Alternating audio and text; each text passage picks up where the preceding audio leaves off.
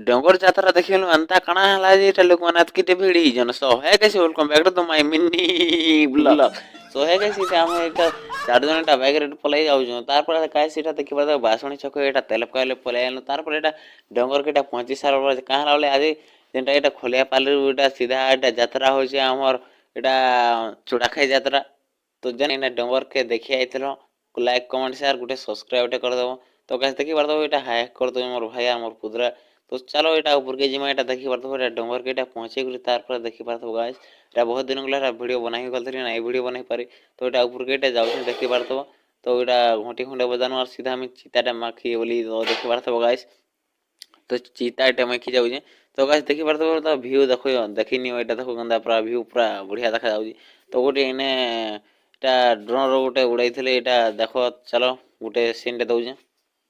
बस जेनु माने मोर YouTube channel नाही देने ने यूट्यूब चैनल लिंक दउछि एने देखि पारथबो तो ई चैनल के जाई गुटे सब्सक्राइब कर दियो कहां रे बोले